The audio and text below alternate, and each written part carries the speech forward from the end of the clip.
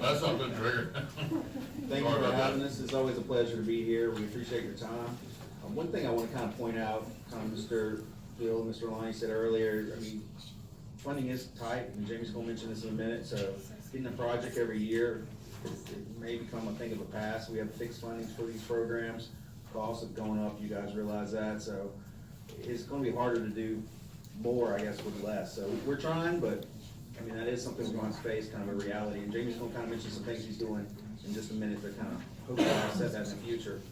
One thing I want to point out, we kind of mixed things up this year. We actually met with Mr. Brian Kaufman and others in the spring, summer, and kind of moving forward, we'd rather do that.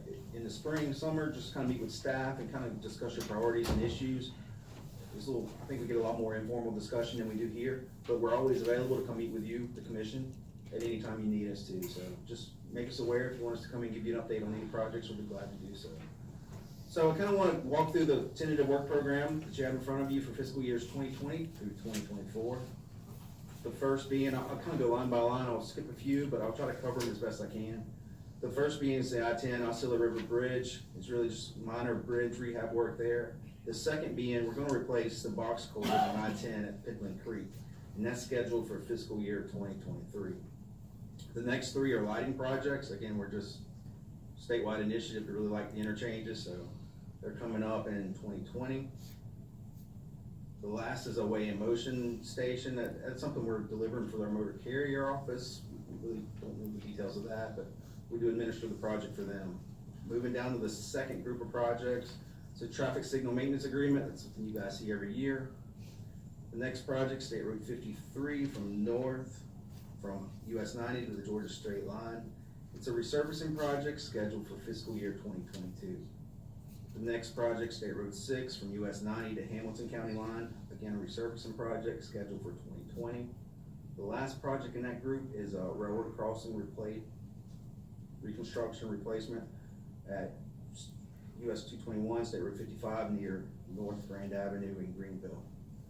And that's scheduled for fiscal year 22, or excuse me, fiscal year 2020. The next, we get into our Scrap and Scott projects, the Northeast County Road 55 from US 90 to State Road 6, 3.6 miles in length, and it's scheduled for fiscal year 2022. The next two, Northeast Duval Pond Road from State Road 53 to Northeast Rocky Ford Road. It's a Scott project, 2.3 miles in length, scheduled for fiscal year 21. The last project in that grouping is Northeast Oak Hill Road from County Road 150 to the end of the pavement, and it's scheduled for fiscal year 20. The rest are really more of a routine maintenance or a lighting agreement or a transit agreement. Any questions on those? Are there any discussions about the resurfacing of 255 from 90 to I-10 along with that project between 6 with the truck traffic that we're seeing? You know, to be honest with you, we're getting to see a lot more truck traffic off of I-75 from along State Road 6 to 255 and back down to I-10. And that's just an area, in my opinion, concern would be the same value as widening and resurfacing as, you know, from 255 or from 6 to 90, and then from 90 to I-10 to complete that loop there. Okay. I mean, that's something we can consider. One thing I want to add, it may be something you guys need to kind of prioritize. I mean, the three priorities we heard earlier. But. Okay, I'll put that. I have a question. Sure. We had submitted to you, a few months ago, Mr. Steve drew up at my request, a widening or a lane merger at US 90 and Pickle Lane during the school hours. It is quite a hard issue coming out of Pickle on the 90, and we were looking at something similar to what is in front of the college in Winn-Dixie, where you could actually be able to merge in. Can you tell me what the plans are there? I have not seen that concept. Asked Jamie, he hadn't seen it either, but we do. I know that's been a concern of yours for at least over a year now. Yes. That I've heard about. We had our traffic safety office look at it, and they really didn't recommend it. Well, I think they recommended, no, at that time we were looking at traffic light. I mean, I agree, traffic signal would not be, but the merge lane, and Mr. Steves, who did you submit that to? We asked, I think we sent it to Kim, to ask her to, just because we didn't know where to send it. Okay. And, it's more of a project that you guys would do since it's on a state road rather Right. than us doing it. You know, And just- like, just the other day, I was telling Mr. Kaufman, some of your trucks, some of your guys were out there, it looked like they were doing some, I don't know, picture taking or looking at, and I thought possibly they had gotten the drawing and that Mr. Steves had done it for you, and, we're looking at possibly seeing what needed to be done there to make that a possibility. It would be a great help. Okay. There is quite a congestion, and it only really occurs, as you've heard me say before, from about 7 in the morning until about 8:15, and then, in the afternoon, and when school's out, say from, 2:30 until about 3:30, in that ballpark. And Mr. Kaufman's also mentioned to us, and we've tasked our planning consultant to come up with a concept and a cost. And we plan to come back in early spring, early summer, and kind of present a concept and cost, and just see if you guys like the concept. But we'll also take a look at the concept we have, or that you've sent us, and we'll try to morph the two and see what's the best solution, and we'll go from there to see if we can't prioritize something for funding. Appreciate that. Thank you very much. Thank you. And Transportation Alternatives Programs, any applications there are due January 25th, and Jamie has a few announcements. I want to introduce two opportunities to you today, with the first being that each year the Department of Transportation develops a 5-year transportation plan, which we present for public comment.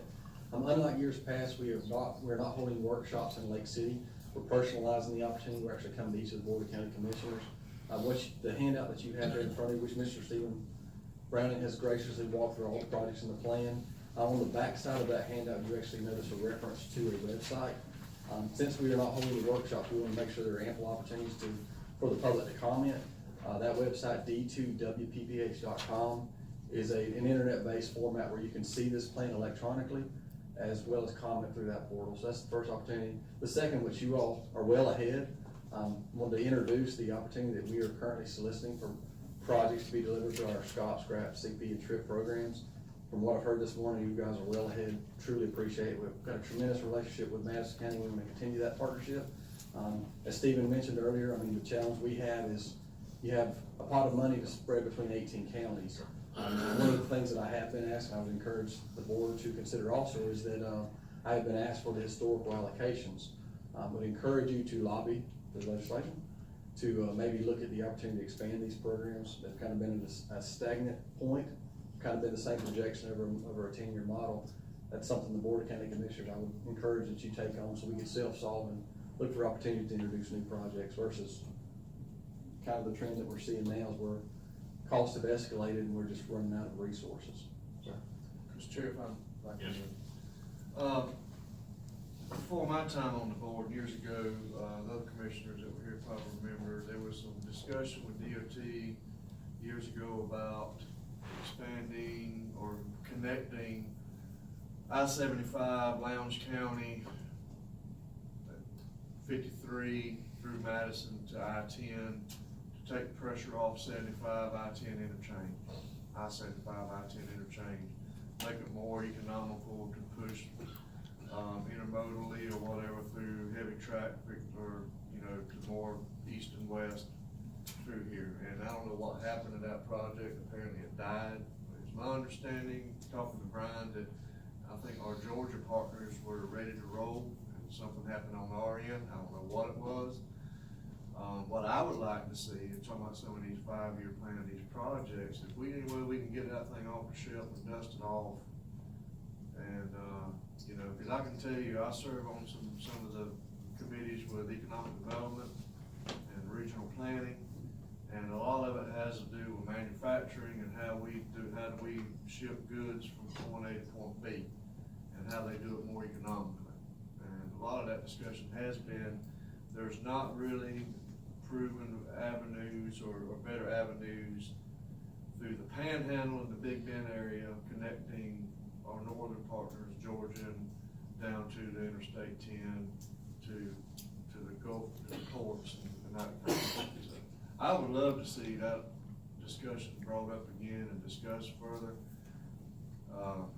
Personally, I think, like you're talking about in our 18 county region here, I don't think we get a good portion of the pie that other parts of the state get. As you know,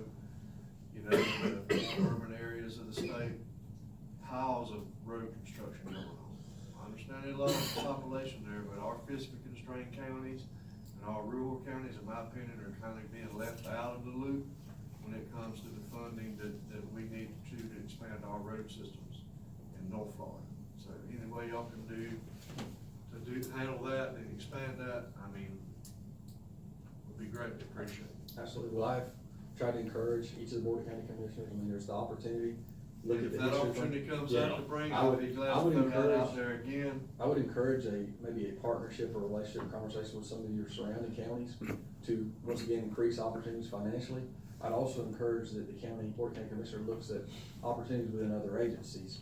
Department of Economic Opportunity, DEP, there are many programs out there that are intended for rural agencies, and these would be other opportunities we could explore, but as far as shot in the arm for DOT, if we can't ask, but we can encourage the opportunity for conversation, but sometimes in a percentage basis, a small percentage is a huge financial gain for our rural agencies. And how we could do that collectively to our legislative bodies to draw some of that funding back to the Panhandle and the Big Bend area that, you know, I think personally gets, you know, redistributed heavily throughout the state.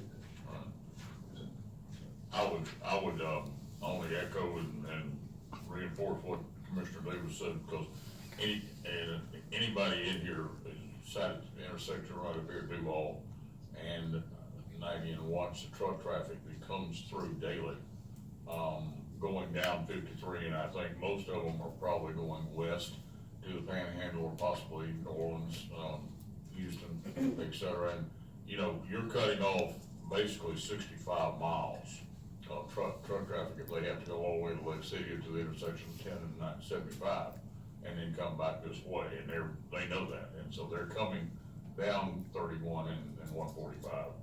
And I think it would behoove and it would improve our economic development process at our industrial park and other areas in this whole part of the state. I think if we could, like Commissioner ever said, dust off that project, let's take another look at it. Thank you very much. Thank you for the opportunity. Thank you. Thank you. All right, Ms. Lawrence, I'm up to the state aid for the library's grant application. Come right up. Mr. Chair, Commissioners, others, good Good morning. morning. Good morning. Thank you for the opportunity to come and talk to you again, community. I submitted the state aid agreement that you signed a little while ago, but and this is not just for our counties, but it's for the whole state. The Department of Finance, the State Department of Finance, it requires a little revision in it. And taking a look at it, basically, I think that you have a copy of it. The front page, one of one is certification of hours, free library service and access to materials. You've not been signing a separate sheet for that. And while this information is embedded in the agreement, they are requesting that each board sign off a certification verifying it. And I did send a cover letter expressing that we are in compliance with each one of these three requirements. So that's new. I did also include this Swanee River Regional Library Systems branches with their hours. I want to just mention that the 40-hour requirement, we meet that requirement in several branches. We're only required to meet it in one branch of the whole system.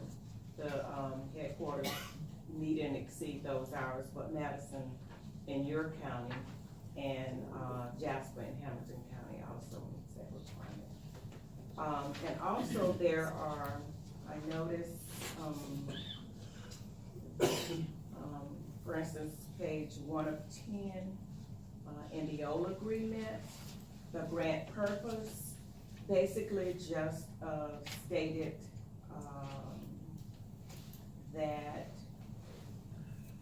that you would use, the state aid monies appropriately, and it would refer you to the, Florida statutes. In this new one, what, they did was to give an explanation or give some information with regards to that particular statute. I guess so you don't have to go online and look the statute up. I don't see any other, significant changes. So, Ms. Lawrence, are those dates correct under 1A there? They are, because they calculate 2 years ago. Okay, all right, just making sure. That's you're receiving money based on what you did in that Okay. particular.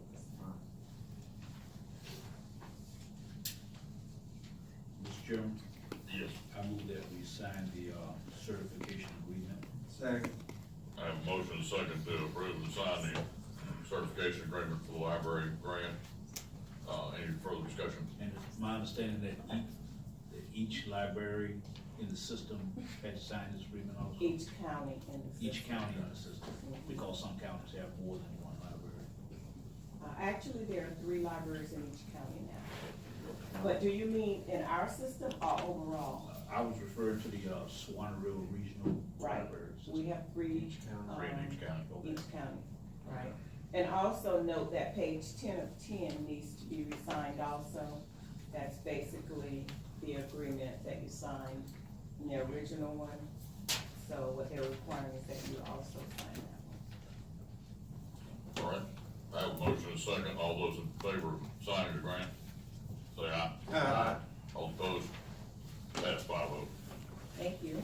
Thank you, Ms. Lawrence, appreciate it very much. I appreciate you all. I know you received information with regards to the Green Hill Library and our status on the list. It looks hopeful, so we're gonna be, well, I'm not allowed to approach legislation. But the public is, and, you all encourage them to, fund the lines for us. Thank you very much. Thank you. If I don't see you, have a great holiday. You too, Mayor. All right, number 3, under new business, presentation of students working against tobacco and strategies. Ms. Riker, I see you have a group of nice young students. Come forward.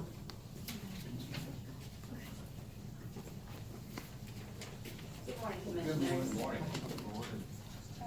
She's handing out an education packet. And thank you for allowing our group to present to you today. My name is Amy Phillips, and I'm a member of Madison County Students Working Against Tobacco chapter. SWAT is a youth advocacy organization supported by Florida's Bureau of Tobacco Prevention. On a local level, SWAT members advocate for policy changes that will prevent youth tobacco initiation, reduces exposure to secondhand smoke, and prevents cessation.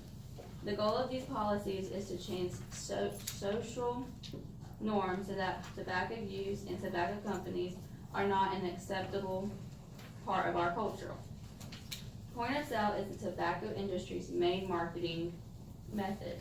By implementing policies that counteract tobacco product marketing at the point of sale will help to decrease youth exposure to retail advertisement. Regarding the way tobacco is marketing or enters our community, will serve further decrease tobacco use and intensification of tobacco use among young adults and youth in Madison County. Today, we would like to ask the Board of Commissioners to allow the Tobacco Free Madison Partnership and SWAT to work with the county administration and the county attorney to determine and develop strategies that best serve Madison County. While youth tobacco use numbers are decreasing in Madison County, our local rates are still well above the state rate as shown by the 2018 Florida Youth Tobacco Survey. Let's not forget that e-cigarettes use among youth has become an epidemic according to the Food and Drug Administration. Preventing nicotine addiction among young people is critical to ending the tobacco epidemic. Tobacco use and addiction most often begin by the age of 18. In the past, the Madison County Board of Commissioners has supported ordinances and resolutions to help decrease tobacco use in Madison County. Currently in Madison County, we have 35 tobacco retailers.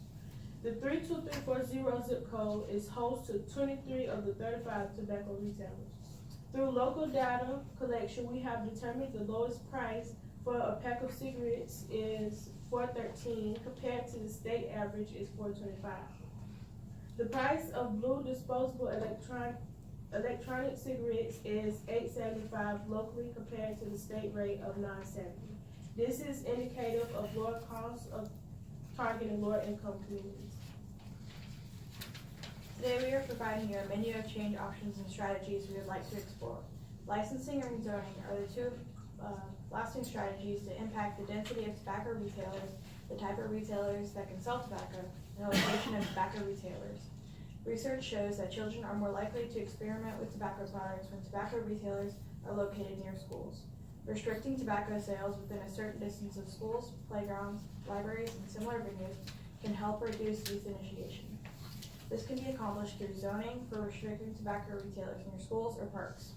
Establishing tobacco-free zones around schools and other youth-populated areas in 1,000 feet through local zoning or as a plug-in to tobacco retailer licensing. Although we currently do not have tobacco retailers near schools or county parks, now may be the appropriate time to create tobacco-free zones for future growth in the community.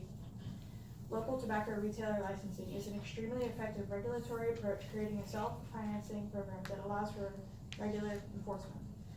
Communities are adopting tobacco retailer licensing, TRL laws, as one way to combat the public health problems associated with tobacco use and ensure compliance with tobacco laws. TRL laws are effective at limiting youth access to tobacco and provide a framework for implementing and enforcing other tobacco control policy that can advance health equity. SWAT youth across the state of Florida are asking cities and counties to consider future ordinances to combat the public health problems associated with tobacco use. With your support and approval, we will work with the county administration and attorney to establish strategies that will best serve our county and citizens. We would like to invite the county commissioner and county administration staff to the next Tobacco-Free Madison Community Partnership Meeting to be held on January 31st, 2019. The next meeting will be held at Madison County Central School Media Center at 3:30 p.m. The Point of Sale Policy Task Force will be discussing strategies that advance health equity. SWAT would like to thank you for your service in our community, and thank you for listening to our plea to make Madison County a healthier community.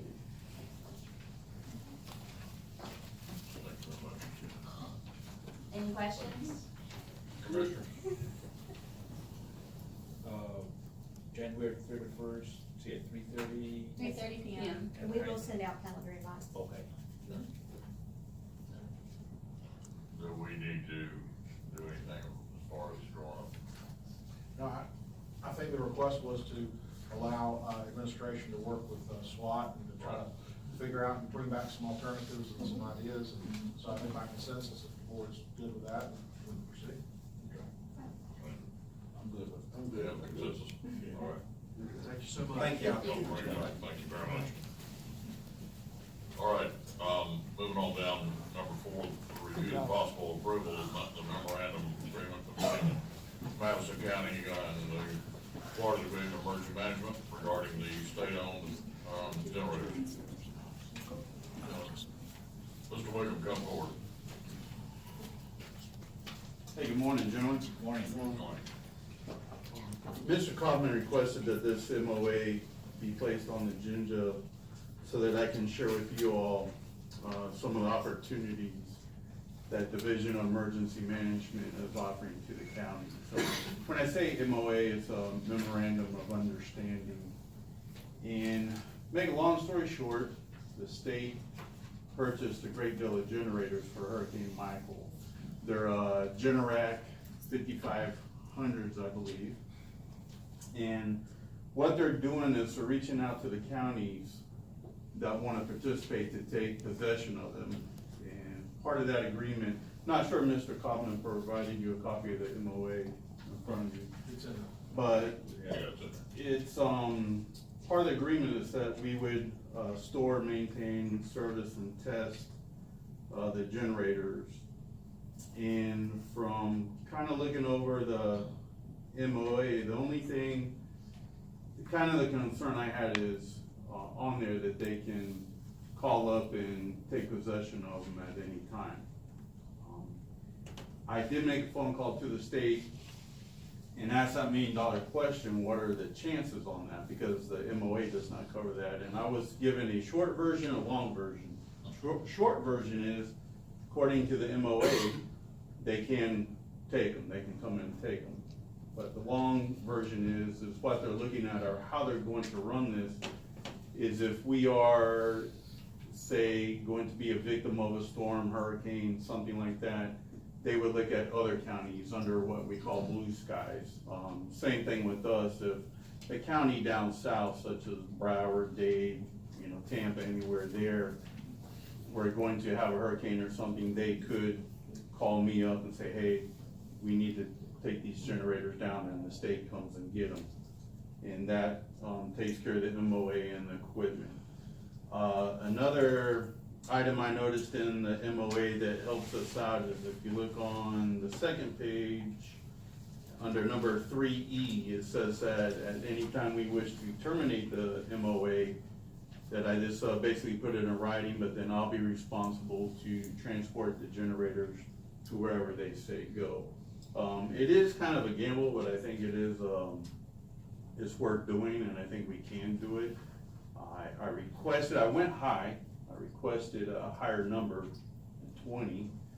They bumped it down to 15, so I'm fine with that. But what my goal is with this is to have them here ready to go, and to look at we have 8 volunteer fire stations throughout the community, is to go ahead and earmark, assign one to each of them so that they can keep up their fire stations, keep them running. And the other area I looked at is exactly what the state had them for, is to run the traffic lights. Because if you all remember during our hurricanes, the city police department is responsible for the traffic lights. And what they were having to do is either put manpower out there, which now you're tying up a police officer to direct traffic, and then they go into making each intersection a 4-way stop. So what a better way to do it, since that's what these generators are made up for, is to run the traffic lights. And I already contacted the chief of police with the city and said, hey, this might be coming down the pipeline here. Can you go ahead and contact the company that maintains your traffic lights and see what it would take to have that pigtail where you can pull a generator up, plug it in, and run your lights. And that's what our goal is.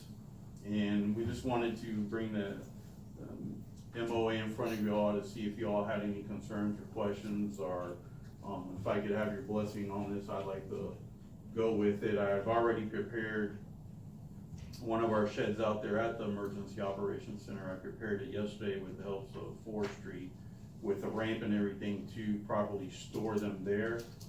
And how we're doing it now with the generators that we do have in stock, they're located out at the road department in our logistics building.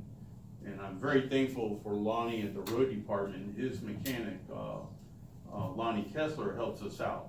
He goes out per state request and fires them up once a month, runs them, maintain them. I feel that this is something, with it being with these generators under an MOA, and it holds me more accountable to them for what I have to go through, is I'll be willing to store them there at the EOC, and then part of my job will be to go out, just put in my schedule once a month or every other month to bring them out, fire them up myself. And because I gotta keep a detailed log, and it's maintenance, testing, repairing, and how I'm ready to go. And I have to submit that log over to the state. So with that being said, I threw a lot at you, a short period of time. Does anybody have a question, comment, or concern? Yes, Mr. William, I do. I would hope that they would be stored, maybe at your place, and I guess my concern is if we were to put them out at the different fire stations, I'm just afraid if they weren't under good lock and key, they might Yes, sir. get feet and walk off. Yes, sir. You know, that's my concern. Yes, sir, I appreciate that, and that's why I'm looking at that, because it's gonna be my John Hancock No, on this and my It's responsibility. gonna be your responsibility if they go walking away. Yes, sir. That way we can, when it comes time to issue it out, they'll be here ready to go. Mr. Chairman, I think, Mr. Wiggum's plan is that they be earmarked for those stations, Okay. but he maintains and keeps a log on them, so he knows they're running and keeps them running, and so right before the storm, then they would be deployed to the I fire. don't have a problem with that, I guess, my concern was, when I first heard about it, it was gonna be, maybe they were gonna be stored at 5 or 8 of those stations and on a 24/7 basis, you know, I told them Yes, about sir. here, and I just, that bothered me a little bit. No, sir. No, sir. They'll actually be housed there at the Emergency Operations Center Okay. in a secured facility, and I'll be the ones to, now, if I already talked to, Mr. Thigpen, and if I do get in a jam, you know, when it comes down, I'll tell you right off the bat, I'm no mechanic, so I'll lay that card on the table. But if it gets down to a maintenance concern or a question I have, Mr. Thigpen has no problem me reaching out to Lonnie Kessler, the mechanic, and I just don't wanna put a load on him, cause he's already helping me out with the generators out there, and I'm familiar with cranking and running a generator, so I feel comfortable. And if I understand right, Attorney Reeves, a MOA or a MOU is not a legal binding contract. It's as it says, it's an agreement or an understanding, if I understand right. I think it's pretty binding. I mean, I think we're agreeing they can come get them. I think they can come get them. We're agreeing we're gonna maintain them. I think we have to maintain them. I mean, Right. it's binding in that sense. And see, the concern, and I think you addressed it appropriately by saying we're gonna keep them under lock and key at the emergency management office, but ownership will be maintained by the state, so if they go missing, yeah, we may end up having to pay them back. Correct. And also we would want to, I think we'd wanna be sure that they were covered by our insurance, cause the time you're gonna be using them is when, you know, a bunch of stuff is going on and might be damaged and, Yes, sir.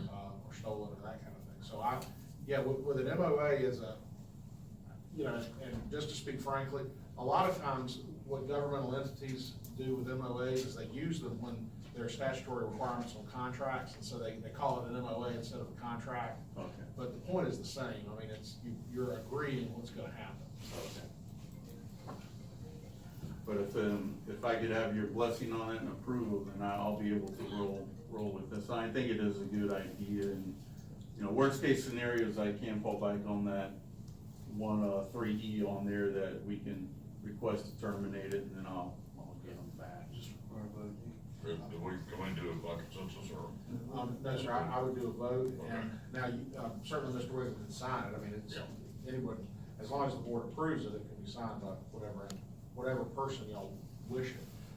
But yes, sir, I think it does need to be approved, because there is some, you know, like with any other contract, you're getting some good and you're taking on some responsibility. You're getting 15 free generators. Well, as part of that, you gotta maintain it, you gotta fuel it, you gotta repair it. If they go missing, you're probably gonna be responsible.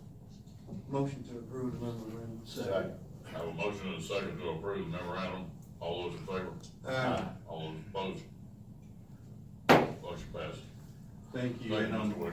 something I'd like to share with the board, since I'm up here already, and it is kind of related to this, is I have really been monitoring the state, and, I'm glad that the state's doing it. They started doing it this year, but when they have assets like that, they're starting to reach out into the community, and I was able to take advantage, of a situation a couple of weeks ago. Apparently, they have an abundance of tarps, all kind of sizes that they purchased for out in Michael, and what they did, again, they reached out to the communities, the counties, and said, hey, this is available to you if you could use it.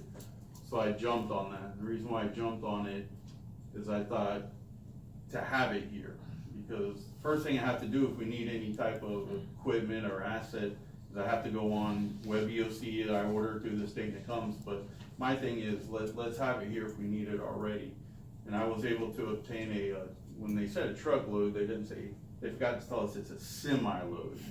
And, of course, it shows up on a couple of Saturday mornings ago when it was raining, and I, get that famous phone call, hey, the semi truck's sitting out in front of the road department.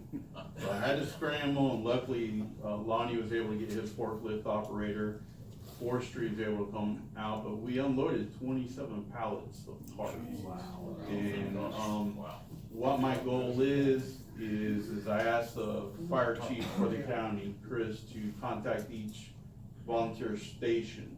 Because what I'd like to do is strategically place them throughout the county, because that way, whatever community you live in, that's available for you. Of course, you can't make slip and slides out of them or anything, but if it's storm related, just like the tornado we experienced, last week, where if somebody in this community could use the tarps or whatever, that's why they're here, and they're strategically located here.